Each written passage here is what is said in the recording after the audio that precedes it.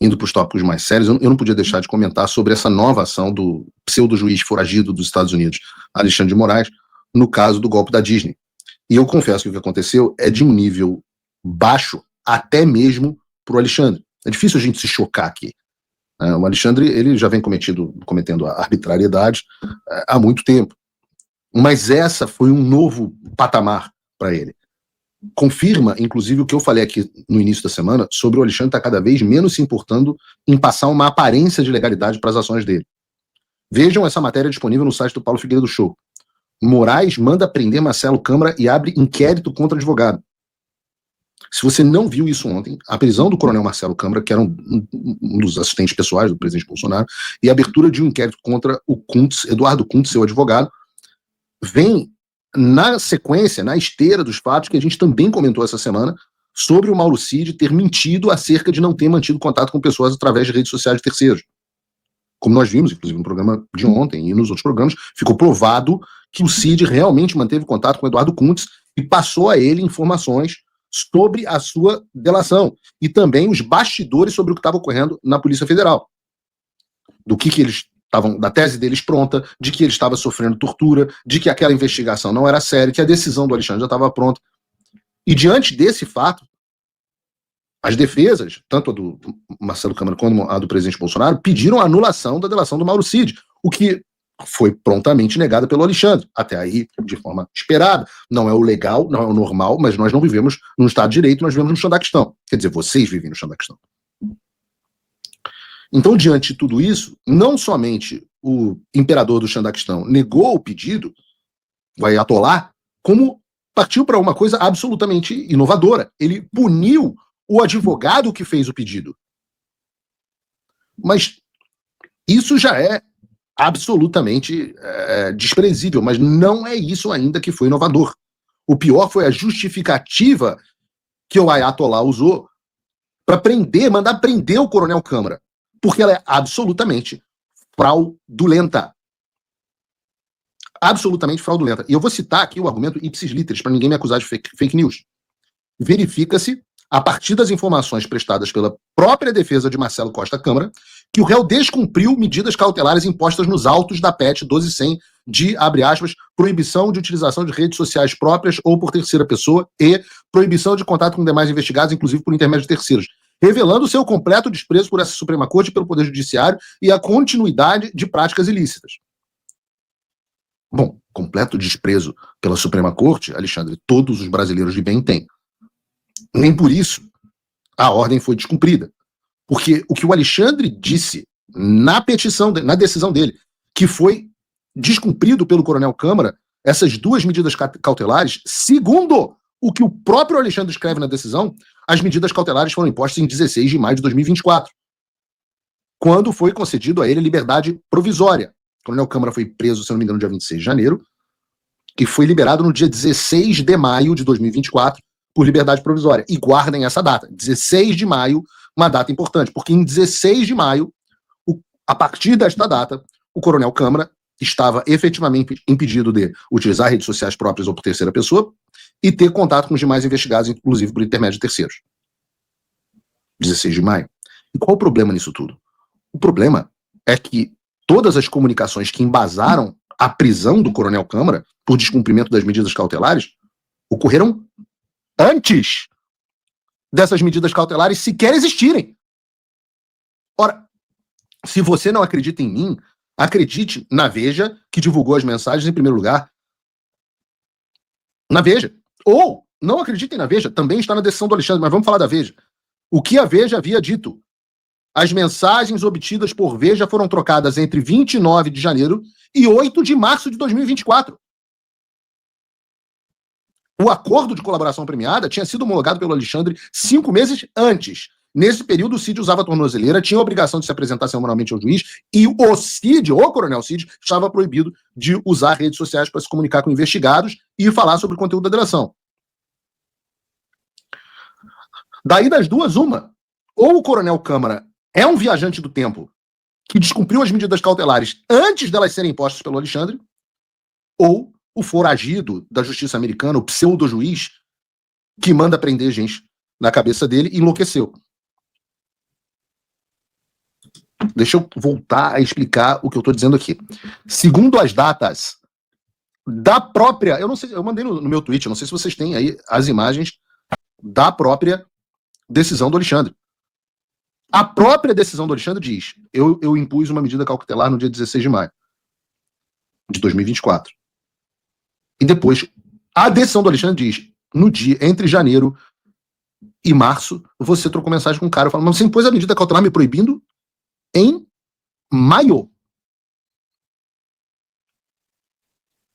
E aí vem a turma do passapanismo, inclusive mandando mensagem pro pessoal da Globo News. Eu já falei para vocês que eu tenho amigos na Globo News.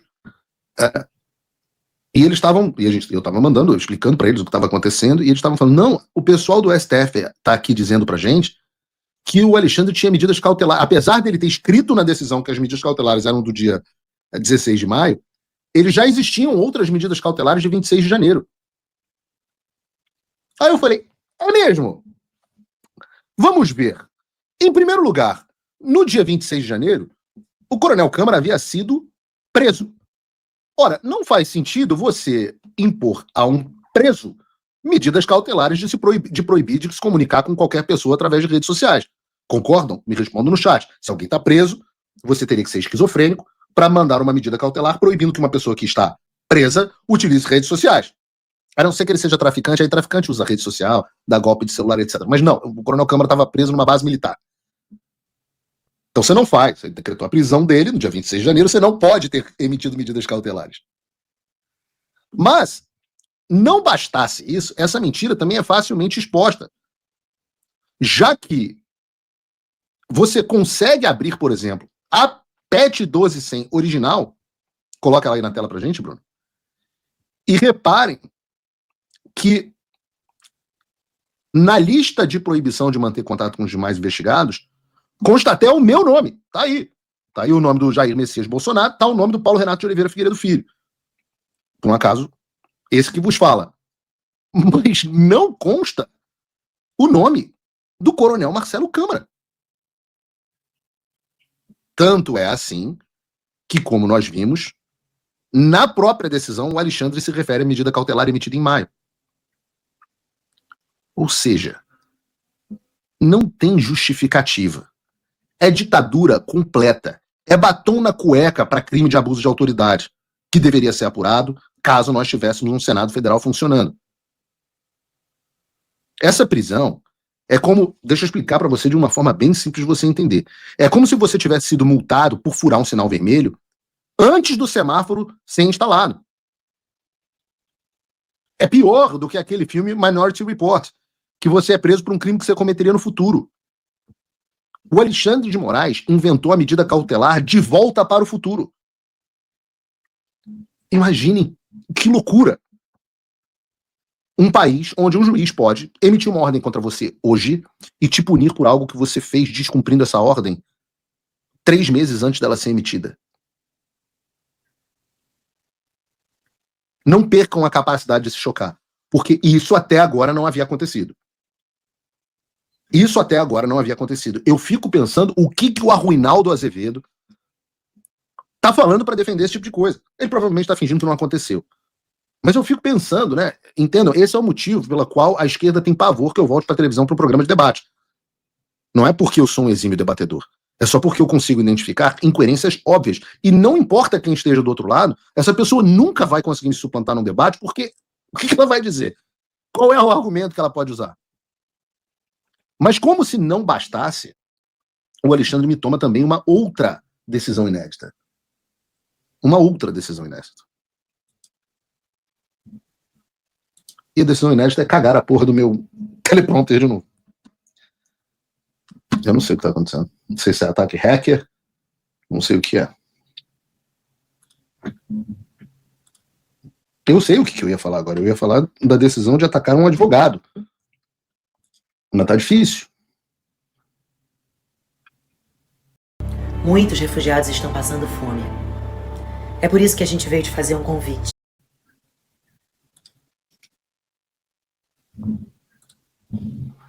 Vamos ver. Vamos ver se eu botar o programa aqui. Puta, agora que ferrou de ver.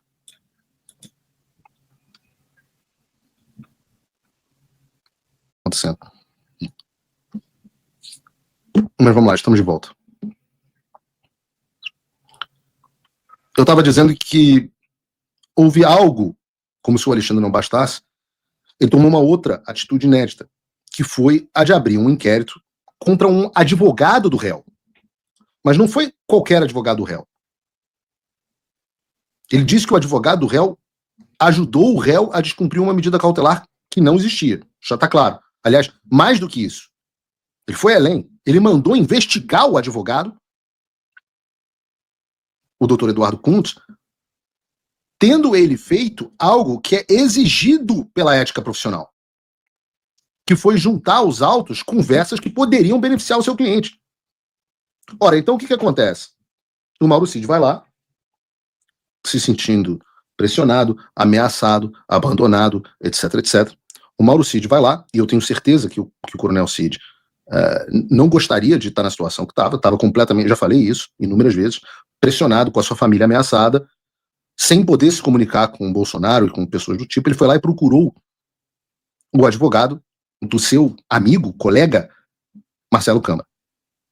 Falou, poxa, eu tô aqui, numa situação horrorosa, o Alexandre tá ameaçando a minha família, eles estão colocando palavras na minha boca, eles estão construindo narrativas e já estão com uma sentença própria, eu chego lá, digo uma coisa, eles pedem para eu dizer outra, eu tô aqui numa situação horrorosa, se preparem, porque é isso que tá vindo para vocês, correndo um risco, um enorme risco.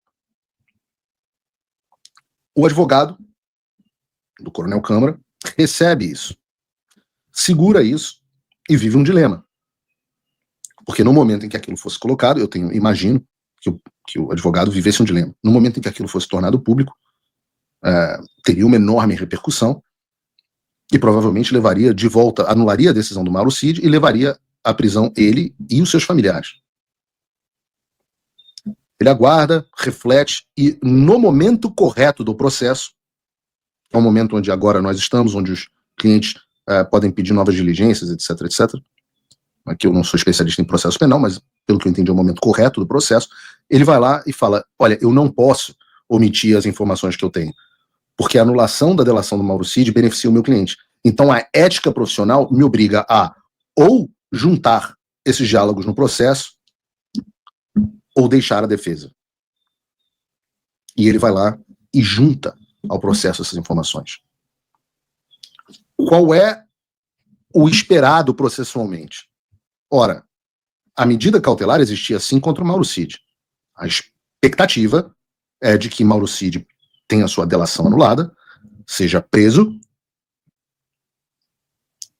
e aí sabe-se lá o que vai acontecer, eles poderiam manter as provas ou não manter as provas, etc. Mas a delação, viciada, com vícios formais, deveria ter sido anulada. Esse era o esperado. E o que faz o Alexandre? O Alexandre não anula a decisão. Lembrem-se, ele vai na casa do Mauro Cid, faz uma nova busca e apreensão, dá um mandado de prisão que ele mesmo retira 5 minutos depois, porque vê a enrascada na qual ele estava, e na semana seguinte resolve criminalizar aqueles que expuseram a farsa da delação. De modo que agora nós temos um coronel do Exército da mais alta qualidade, forças especiais, um cara do mais alto nível, preso com base em uma conduta inexistente e um advogado investigado por exercer exatamente a sua profissão de advogado. E eu me pergunto, porque eu sempre falo, a ditadura acontece não só por causa de um tirano psicopata mau, mas acontece também pela omissão dos bons. Então, onde está, por exemplo, o Exército para defender um dos seus de uma prisão ilegal? Onde está a OAB para defender as prerrogativas dos seus advogados?